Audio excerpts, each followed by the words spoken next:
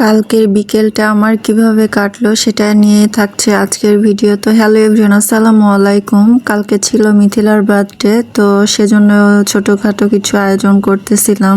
আমার প্রায় সব ভিডিওতে মিথিলাকে দেখা যায়, তো অনেকে প্রশ্ন করেন যে মিথিলা হচ্ছে আমার ভাইয়ের মেয়ে। তো ওর বার্থডের জন্য অল্প কিছু রান্না করছিলাম, তেহেরি রান্না করেছিলাম, সাথে ছিল রোস্ট আর ছিল দই।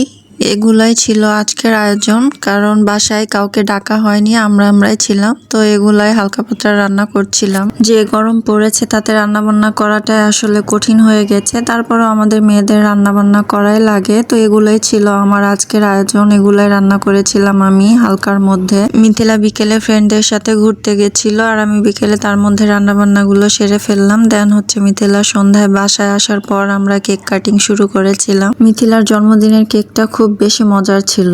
আসলে জন্মদিন নিয়ে কত বেশি প্ল্যান থাকে আগে থেকে, যে কি করব না করব কত কিছু প্ল্যান, কিন্তু বয়সের সাথে সাথে সে সবকিছু শেষ হয়ে যায়। তবে মন থেকে হাসি আনন্দ হারিয়ে যাওয়ার পেছনে পরিস্থিতি অনেকটাই দায়ী। পরিস্থিতি ভালো থাকলে আসলে সবকিছুই ভালো লাগে। তো আমার আজকের ভিডিওটা ভালো লাগলে অবশ্যই একটা লাইক কমেন্ট করে যাবেন। তো আজকের মতো আল্লাহ হাফিজ, আসসালামু আলাইকুম।